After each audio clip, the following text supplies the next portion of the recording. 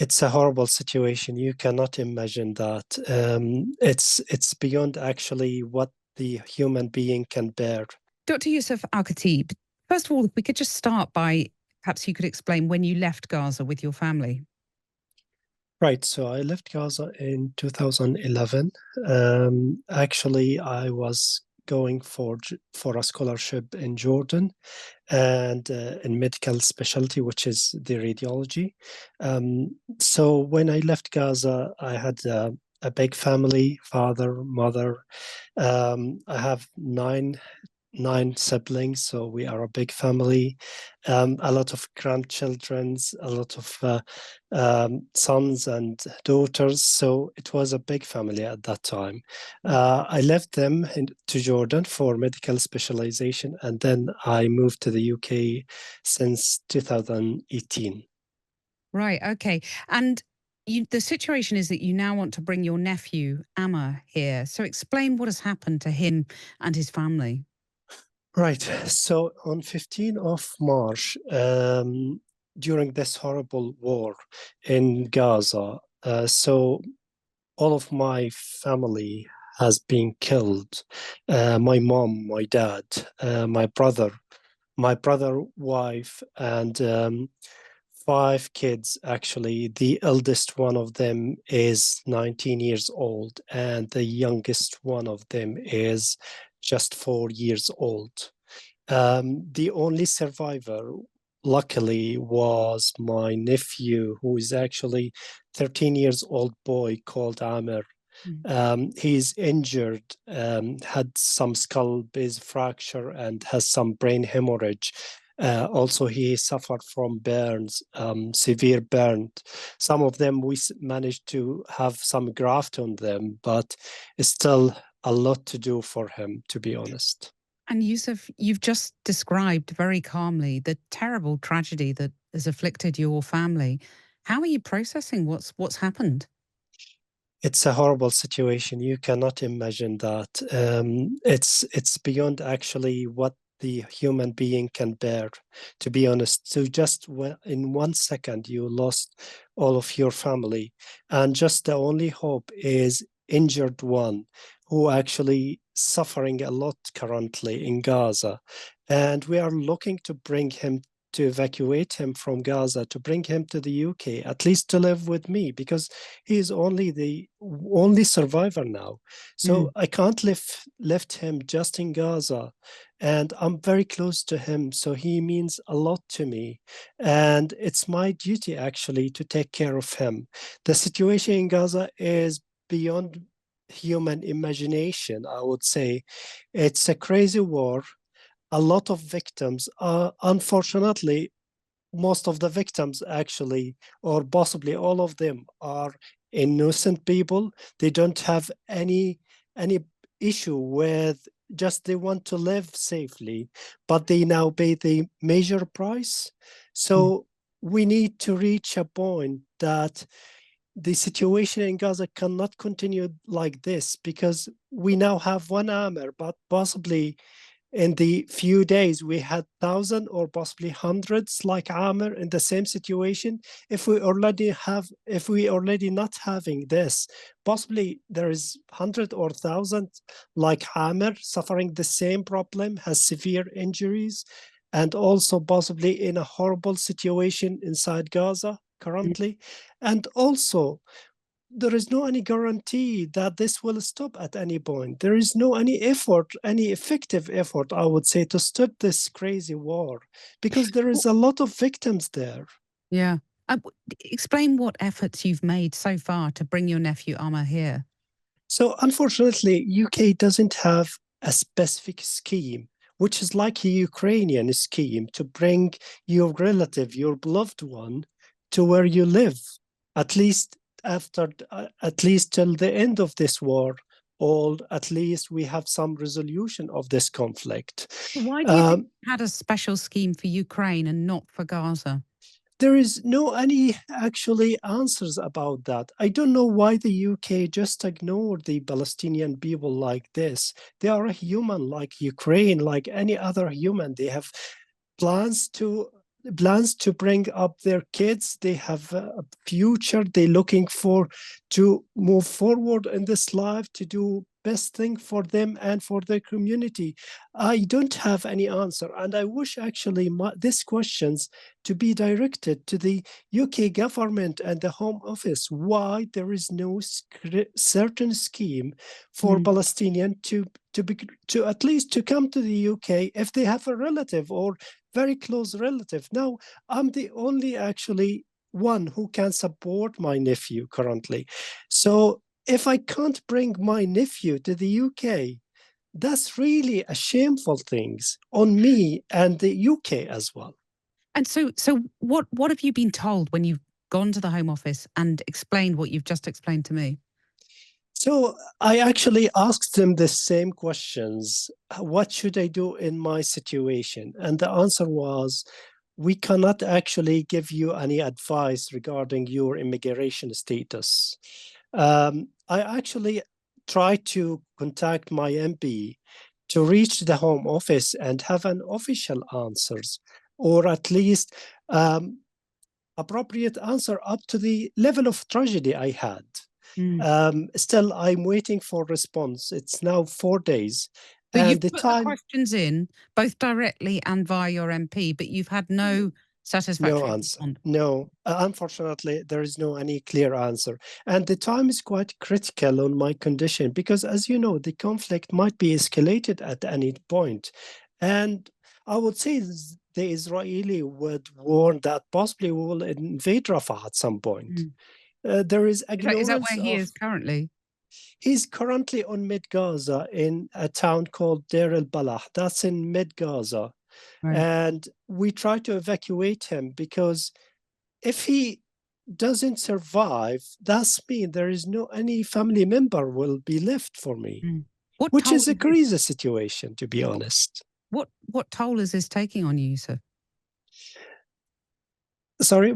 What impact is this having on you, Yousef?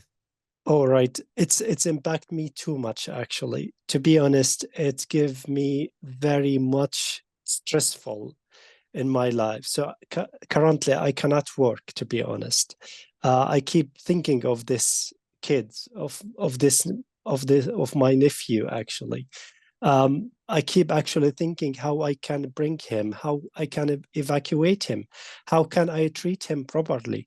So all of these are in my mind. So currently, really very stressful burden on me, on my mental, on my physical health, on my mental health, and as well as on my work, because now I cannot concentrate on anything. And your Just I work, want to focus on this. Yeah. and you're a radiologist for the NHS, Yes. am I right?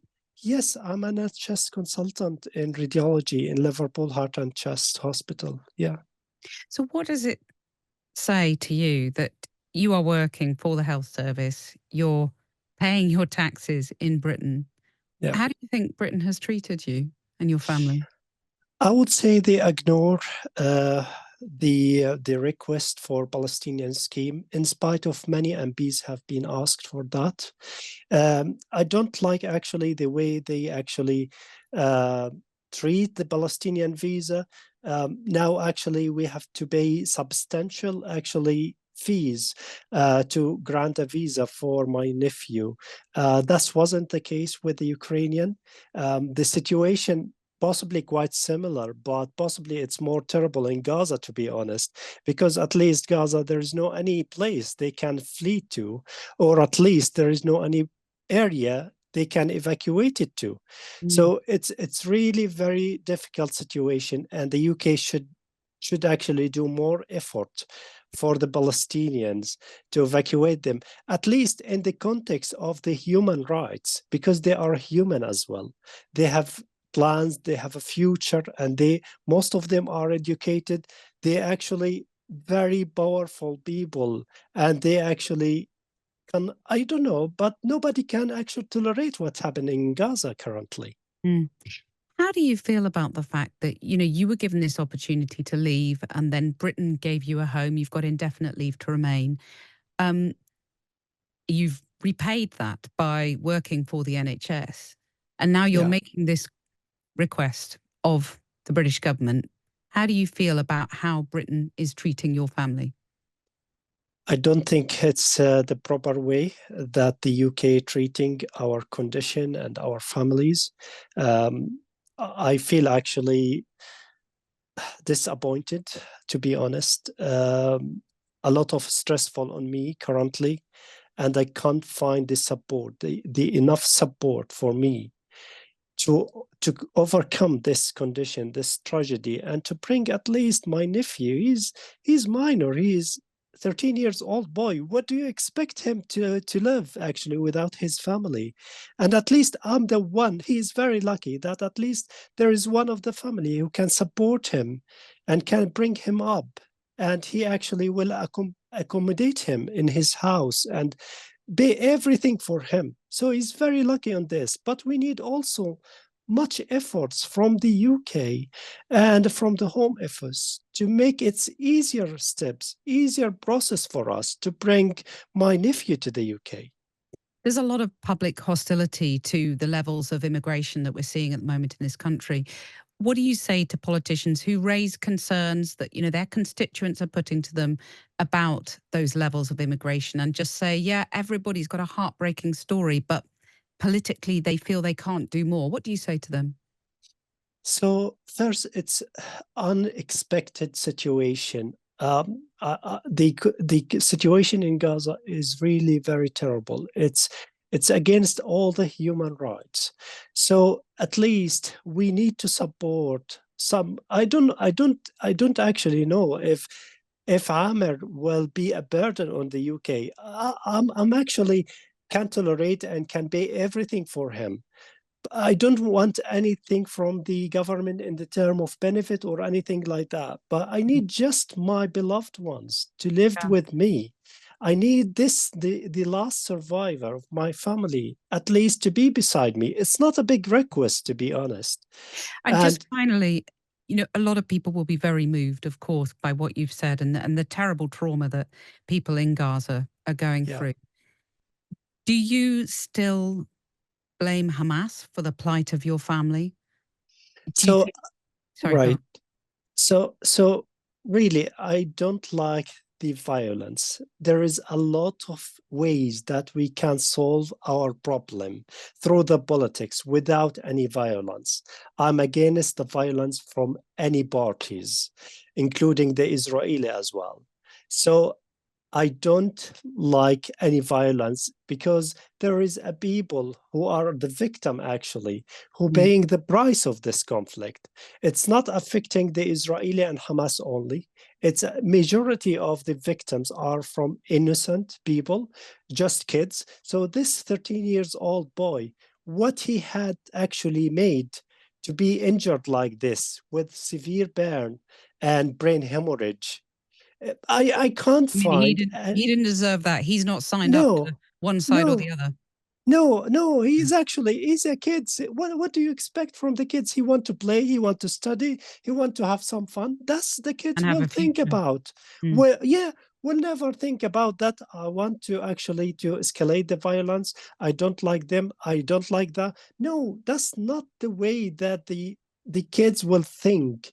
And Mhm. I will never expect any kids from any area will have some revenge or some violence that he want to at least to make harm to other parties. No, we actually don't want violence. We want a peace. We want a state of Palestine. We want the people to admit that the Palestinians have the right to determination and to determine their futures, to have a clear state, to have a definite state where they live safely and they beside the Israeli, there is no any point to escalate the violence. We need actually our beloved ones to be safe, to be in a good place, to live the life that we expected to live. But not every day, or every day we had like Amer stories, hundred of nephews would actually left with nobodies, Mm. hundred of people victims of this crazy war, horrible situation in Gaza. Hundreds of people lost their life, and we don't know why they lose it. But There is many ways that we can fix the situation using the politics without the violence. Dr. Yousef Alkhatib, thank you very much for telling us about the terrible tragedy that's afflicted your family. Thank you. Thank you so much, Kathy. Thank you. Yousef, that was really, really powerful. Thank you. Thank you so much, Emily. I'm obliged to put the point about immigration and, Hamas, but you answered it very well. Thank you so much. Thank you, Emily. And I don't know if there is any answers will be chased from the Home Office regarding this situation. Yeah, Yeah, because we've asked them for a comment by 4 o'clock, so we'll hopefully have that in the program. And also, Aminka Helic is going to be doing an interview. She'll hear the interview you've just done, and she'll respond to it. So it'll be a that's really perfect. nice section in the program. That's perfect. Thank you so much.